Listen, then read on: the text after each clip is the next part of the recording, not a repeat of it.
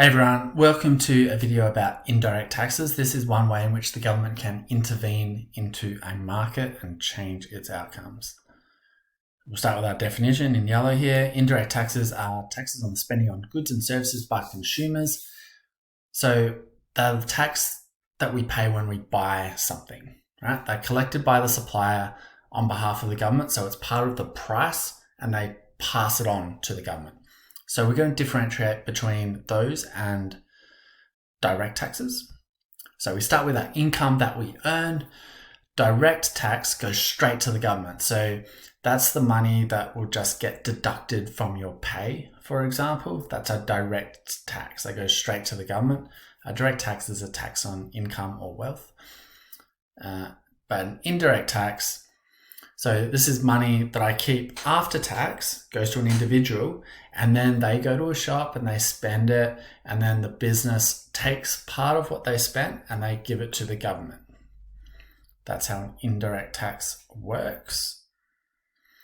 Why do they put indirect taxes on? A couple of reasons. One is they raise revenue, they make money that can go towards their spending on certain programs, right? And they also put them on to discourage undesirable behavior. For example, huge taxes on cigarettes. We've got huge taxes on alcohol, but especially ready-to-drink alcohol, ready-to-drink spirits, for example. And this is London. They've got a tax on congestion. They don't want too much traffic in the city centre, so they put a tax on it. Okay, let's see what they look like here. So we've got a demand and supply diagram. That is normal. Now, what's a tax going to do to this? Hopefully, we remember that a tax is going to shift it to the left. So let's say we've got a tax on petrol of $1 a litre. It's not quite that high in Australia, but it's high. We've got a tax that's going to shift it left. So the distance between the two supply curves is the amount of the tax. Now, we're not going to be working that much with specific numbers here, but you need to understand that concept to be able to show something a bit later. So the difference is $1 in tax there. And then that's going to shift supply left because it increases the cost of production. So each unit they sell is less profitable with $1 of it having to go to the government. So they're going to produce less. That's why supply shifts into the left.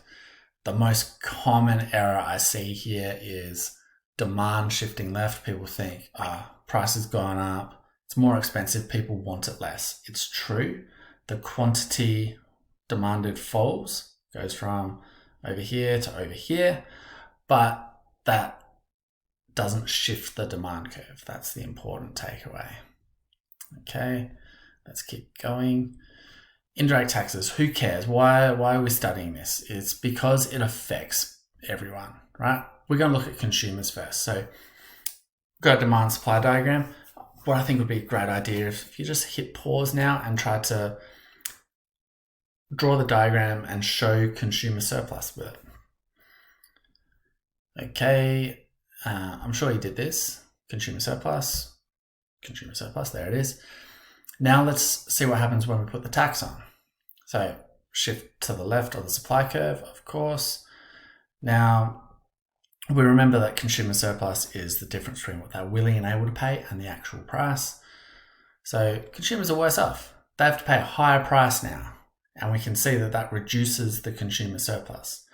Remember, it also doesn't go as far out this way because consumers will now buy a smaller quantity. Okay, let's look at producers. If you were able to draw the consumer surplus, you can definitely do that one, so we won't stop and do that. But let's look at what happens to the producer surplus.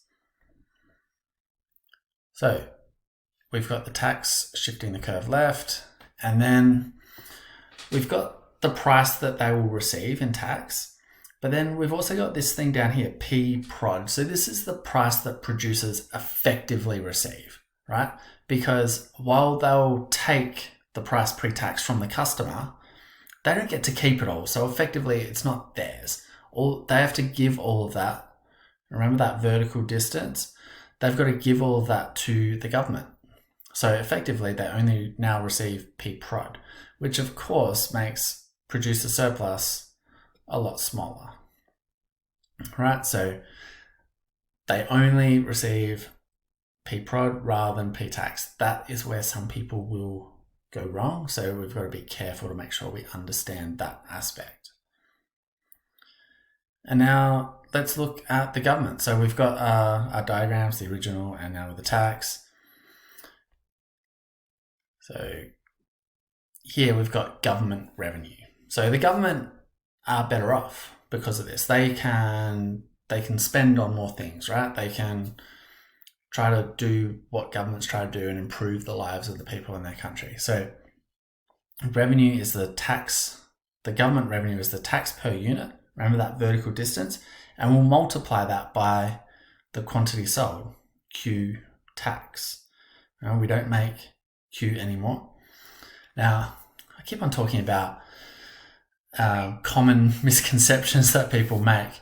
A common misconception would be, well, if they were selling quantity Q before the tax and then they put a tax on, if the tax is $1 per unit, they're going to make Q times $1, right? That's obviously wrong, because if the price is higher, we know from the law of demand that people will buy less. So it's important to understand that the government revenue is only on what is now sold, the lesser amount that is now sold once you put a tax on it. Okay. So what we see is we have both less consumer surplus, less producer surplus, and more government revenue. And finally, this important point is that we have a welfare loss. See how consumer surplus, producer surplus was this whole area? Now consumer surplus, producer surplus, plus government revenue is only this, that's a trapezium, isn't it? Is only this shape. So this welfare, this consumer and producer surplus, this social surplus is now just lost. It doesn't exist anymore. It is lost to society. That means fewer resources are now allocated to that good. And in a free market, we could see that consumers and producers wanted more of it produced. So most of society wanted it more produced. So we could say this is now allocatively inefficient. And we're going to have to be able to show that on a diagram. This is something that you can definitely get asked about. Okay, that is indirect taxes. Thank you.